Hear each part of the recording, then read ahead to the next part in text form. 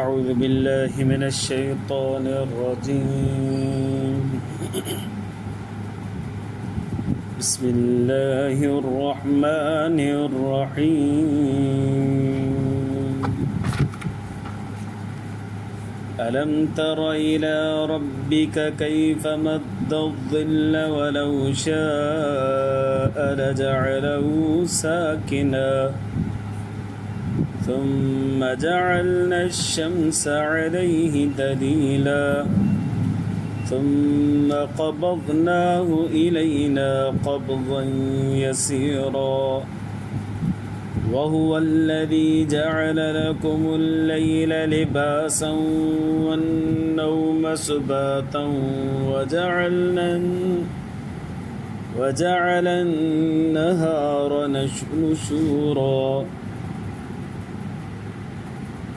وهو الذي أرسل الرياح بشرا بين يدي رحمته وأنزلنا من السماء ماء طهورا لنحيي به بلدة ميتا ونسقيه مما خلقنا أنعاما وأناسيا كثيرا. درود شريف. اللهم صل على سيدنا محمد وعلى آل سيدنا محمد. رب زدني علما وارزقني فهما سبحانك لا علم لنا.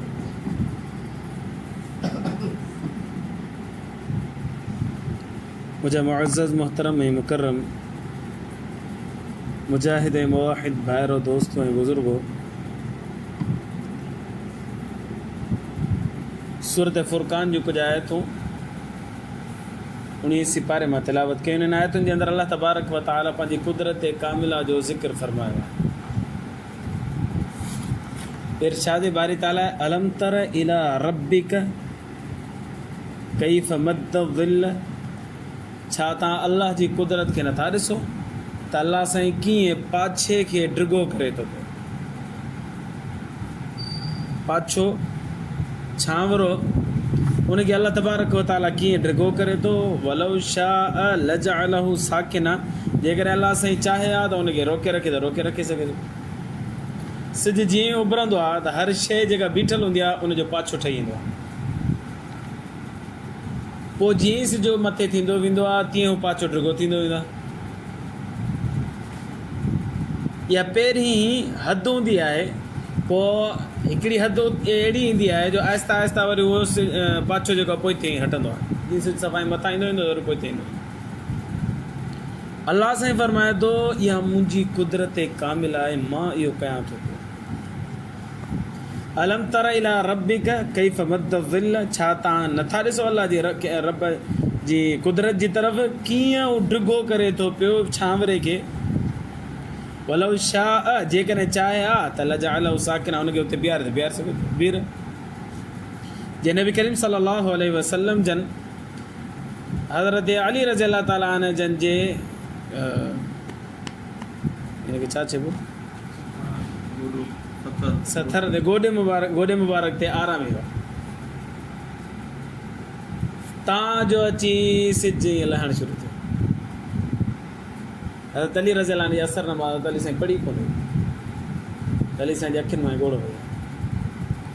अल्लामा तावी रहमतुल्लाह अलैह मुश्किलुल आसार में रिवायत ज़िक्र कई त अली साईं रज़ी अल्लाह ताला ने असर नमाज़ न पढ़ी ओ सिज ईअं लहे पियो ऐं बिल आख़िर ईअं लही वियो। त नबी सल्लल्लाहु अलैहि वसल्लम जन हज़रत अली रज़ी अल्लाह ने रोअणु शुरू कयो त अखियुनि मां ॻोढ़ो किरियो जेको नबी करीम सल्लल्लाहु अलैहि वसल्लम चेहरे अनवर ते किरियो। नबी साईं जन बेदात थिया। असल में छा आहे जो हाणे नबी सल्लल्लाहु अलैहि वसल्लम आरामी आहिनि, कीअं उथां आहिनि त साईं मुंहिंजी नमाज़ क़ज़ा थी थिए। साईं जन खे आराम कंदे ई उन क़ुर्बान कयो पंहिंजी नमाज़ खे ऐं सिज ईअं लही वियो ऐं उन नमाज़ जे क़ज़ा थियण जो ॾुख रहिजी वियो हज़रत अली साईं खे। अखियुनि मां ॻोढ़ो हुयो जेको हज़रत अली साईं जे नबी सल्लल्लाहु अलैहि वसल्लम चेहरे अनवर ते किरियो। नबी सल्लल्लाहु अलैहि वसल्लम बेदार थिया, पर अली छो थो रहे? अर्ज़ु कयईं अल्लाह जा रसूल सल्लल्लाहु अलैहि वसल्लम नमाज़ क़ज़ा थी वियो, असर नमाज़ कोन पढ़ी थी।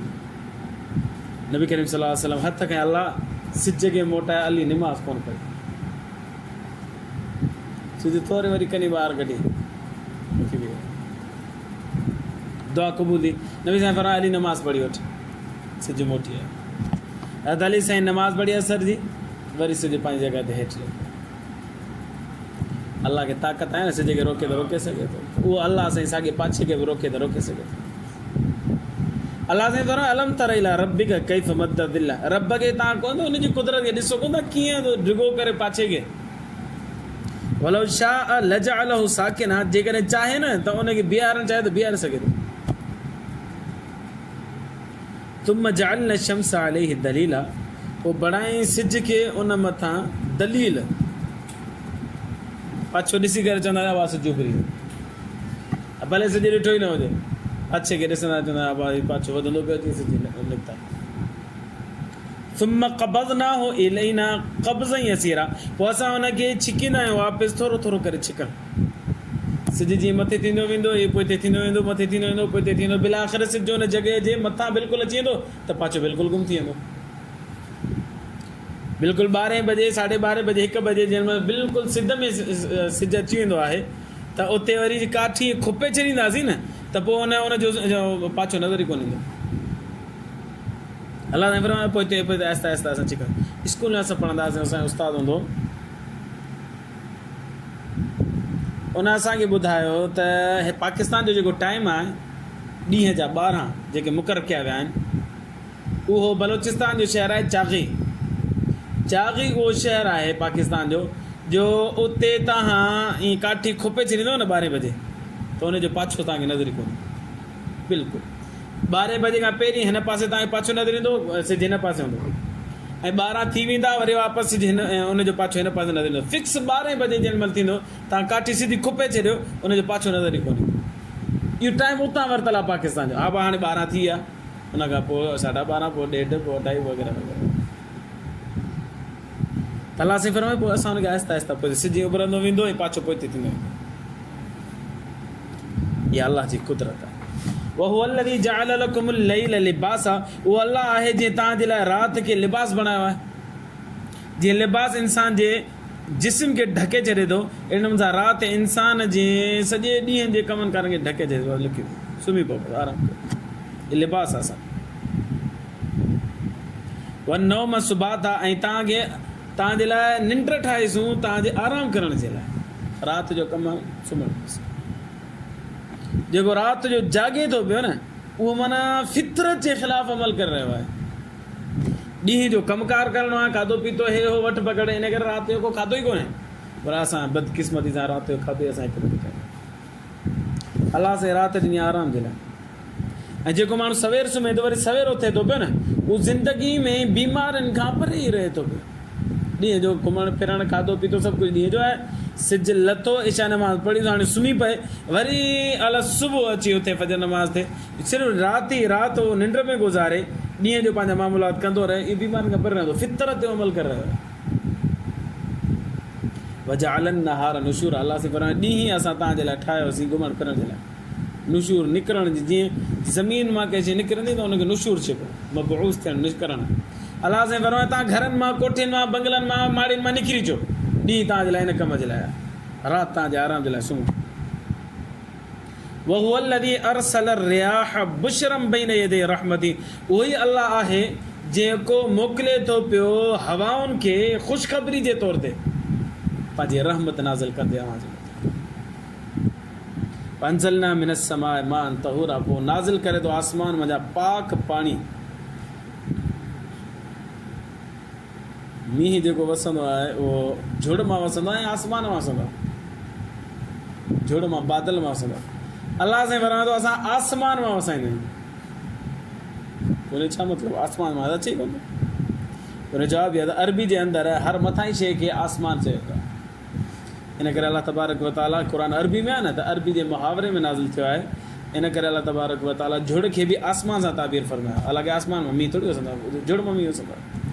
अरब सगोरा कॾहिं कॾहिं छित खे बि आसमान चवंदा आहिनि, ऐं कॾहिं कॾहिं सिंधी में बि चवंदा आहिनि, मथे छित चढ़ियो न काप ते, पोइ चवंदा आहिनि यार छित आसमान ते बीठो आहे, और ॾिसो आसमान ते बीठो आहे, मथी 10 मंज़िल ते 8 मंज़िल ते बीठो आहे, सम्झो आसमान ते बीठो आहे।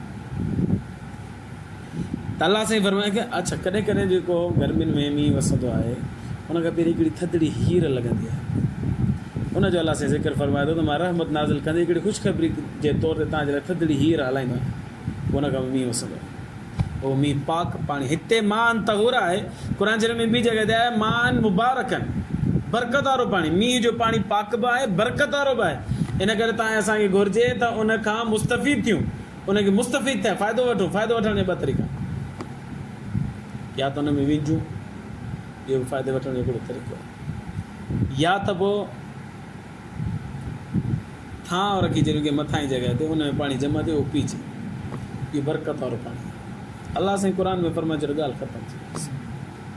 हदीस मुबारक में ईंदो आहे नबी करीम सल्लल्लाहु अलैहि वसल्लम हिकु दफ़े मींहुं पियो, साईं जन पंहिंजा हथ मुबारक ऐं दरवी मां या दरवाज़े मुबारक में ॿार ई कढिया, मींहुं लॻो हथनि खे पाण करीम सलाम चेहरे ते घुमाए जिस्म ते घुमाए, बरकत वारो आहे तॾहिं त साईं जन हणनि पिया, इन करे मींहं जो पाणी बरकत वारो आहे। अलाह से फरमाए लिनुहयिय बिही बलदतम मैतन, असां मींहुं इन करे वसाईंदा आहियूं जो मरियल ज़मीन खे ज़िंदा कयूं। मरियल ज़मीन जंहिंमहिल बिल्कुलु बंजर बणिजी वेंदी, पाणी न मिलंदो, सावक ख़तमु थी वेंदी, मींहुं वसंदो तरो ताज़ा थी वेंदी, वरी सावक ई सावक पैदा थी वेंदी।